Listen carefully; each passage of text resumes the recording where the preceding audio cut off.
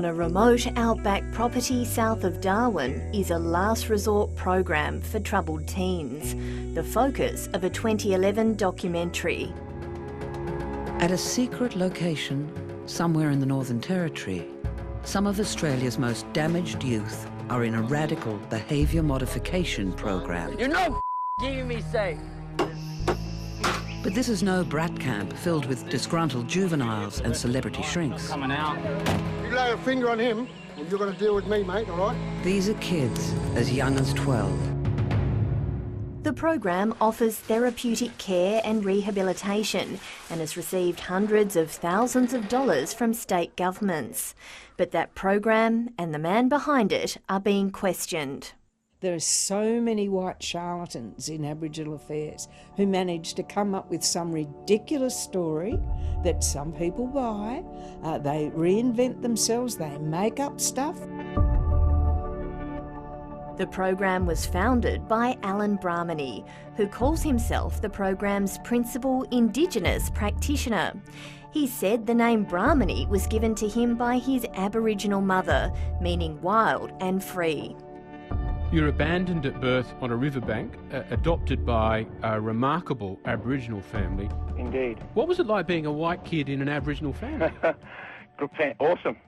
I was totally gobsmacked, for want of a better word. I was just dumbfounded. I just couldn't believe the words coming out of his mouth.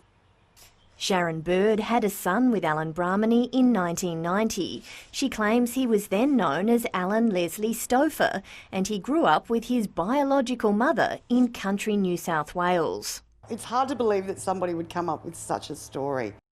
Sharon Bird's claims about Allan Brahminy's origins are backed up by his biological family and former colleagues. Before caring for troubled teens, Allan Brahminy was a dog handler in the Royal Australian Air Force. I believe that Allan Brahminy is actually Alan Leslie Stouffer. Now, I knew Alan in the Air Force. We were both dog handlers. Terry McMullan and Alan Stouffer went on to be business partners, training dogs for security firms. Mr McMullan was shocked when Allan Brahminy popped up in a 2011 documentary. You know, saying that he was adopted by an Aboriginal woman because he was, you know, sort of left as a child on the riverbank somewhere. I mean, I'm left scratching my head. I just know that that's not true. Mason Cooper is trying to readjust to life back in Devonport after spending 15 months in Allan Brahminy's program. His stay was paid for by the Tasmanian government when his family reached out to Child Safety Services for help. We tried so many different services and Child Safety was our last resort. So we went in to see them, had a chat with them, and they told us about this amazing program they had up in the Northern Territory. They currently already had children from Tasmania up there. And it sounded just what Mason needed. It sounded absolutely brilliant. Mason Cooper was 12 when he joined the program. He claims that if he misbehaved, he was mistreated, made to sit in isolation on a milk crate for hours on end, had power cut to his room and would be fed Vegemite sandwiches for main meals. All your phone calls were monitored? Yeah, so if we talked about anything about what was really going on, they'd hang up the calls for that. Tasmania's child advocate visited Mason at the program and found he was safe and had experienced positive growth. Her report said time out was used to socially isolate misbehaving children, but they were included in meals and schooling. We raised lots of issues with child safety over the time that Mason was away. They were not recognised as issues. We were repeatedly told that everything was fine, Mason was fine, he was doing well, he was happy, but that was not true. This teenager spent 6 months there in 2018 and agrees with Mason Cooper's claims of inappropriate punishment. It creates more trauma for people that are going there to be relieved from trauma.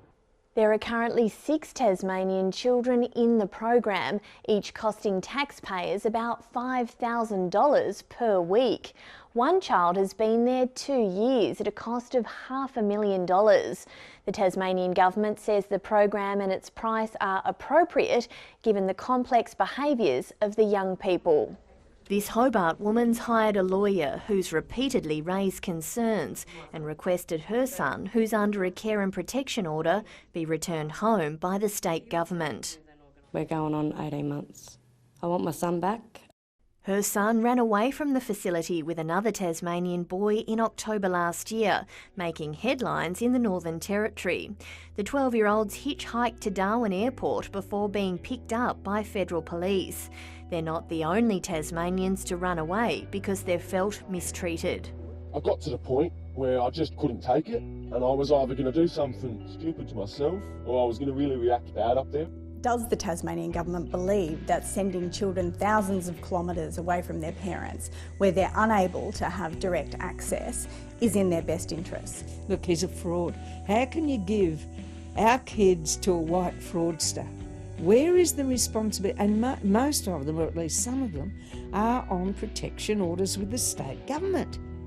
Tasmania's Department of Community says an independent review in 2017 found the program provides a safe environment for young people. Allan Brahminy declined to comment.